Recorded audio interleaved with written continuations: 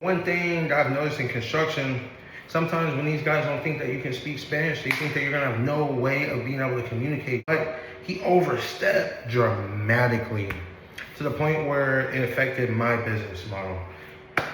He made a very terrible mistake. I'm not even putting too much blame on him. I put it on me. I just need to be tighter. I need to run my shifts tighter. I need to make sure something like that can never happen. So we fixed that gray area. The communication is a lot better. That young man will never do what he did. And honestly, what's gonna happen for him? He's just not gonna be the first ones to call.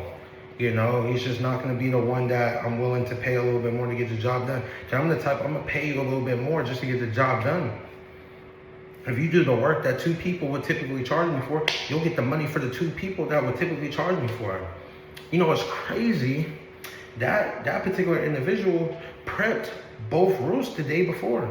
He did all the felt work. He did all the woodwork, all the fascia boards on the garage and the main house.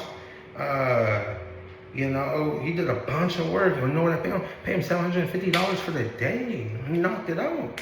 Unloaded all the shingles.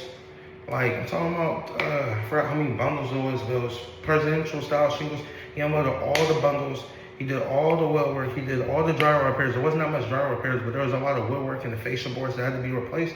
He did all of that, cleaned, you know, prepped all the stuff, the felt, the valleys, and you know, he did a lot of work, and I took care of him. And then the next day, he makes a boss call, and he tried to have an excuse saying, "Oh, the guy said it was too hot." The guys didn't say none of that.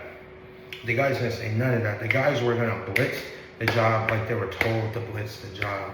But ultimately, I just have to have a contract that has stimulations for if people do try to make a business decision like that, and if they do, there's gonna be consequences for that. It might be a charge on their money because he cost me money. So if he cost me money, there has to be a reciprocated, you know, situation that comes with that. It's like a package deal.